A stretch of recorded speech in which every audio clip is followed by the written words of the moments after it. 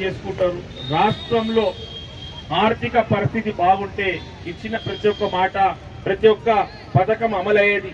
ఆర్థిక పరిస్థితి గందరగోళం చేసిపోయినైనా కేసీఆర్ గారు ఎక్కడైతే పైసలు ఖర్చు పెట్టాలో అక్కడ ఖర్చు పెట్టకుండా అవసరం లేని దగ్గర పైసలు ఖర్చు పెట్టి ఈరోజు ప్రభుత్వం నడవడానికి కష్టమైన పరిస్థితి ఏర్పాటైందంటే అది కేసీఆర్ గారు చేసే లెక్కలతోటే ఈరోజు మీకు రావాల్సిన పథకాలు ఏమైనా ఉన్నాయంటే లేట్ అవుతుంది. ఆ లేట్ కూడా కాకుండా కూడా ముఖ్యమంత్రి గారు చూస్తున్నారు.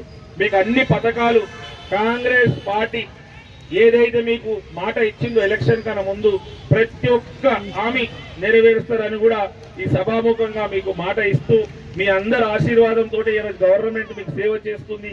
ఎల్లప్పుడూ మీ సేవ నా పైన ఈ వేదిక పైన ఉన్న ప్రతి ఒక్కరి పైన గౌరవ ముఖ్యమంత్రి రేవంత్ రెడ్డి గారి పైన ఉండాలని మీరందరూ మాకు ఆశీర్వాదిస్తారని నమ్ముతూ మీ ఆశీర్వాదం ఎల్లప్పుడూ ఉంటుందని విశ్వసిస్తూ అందరికీ హృదయపూర్వకంగా ధన్యవాదాలు. నేను ఇంకా కూడా మాట్లాడాలనుకుంటున్నా, చాలా రోజుల తర్వాత కలిసిన ఎలక్షన్ తర్వాత కూడా.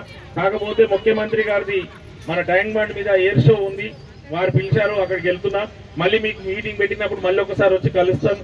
అదే మాదిరిగా ముత్యాలమ్మ గుడి కూడా ఎల్లుండి 11వ తారీఖు విగ్రహ ప్రతిష్ట ఉంది, మీరు అందరూ అక్కడికి రావాలని కూడా కోరుతున్నాను.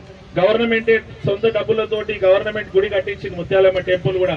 రేపటి నుంచి అక్కడ పూజా కార్యక్రమం మొదలవుతుంది. 9వ తారీఖు పొద్దున 8 నుంచి 11వ తారీఖు దాకా మధ్యాహ్నం దాకా ఉంటుంది. మీరు అందరు రావాలి.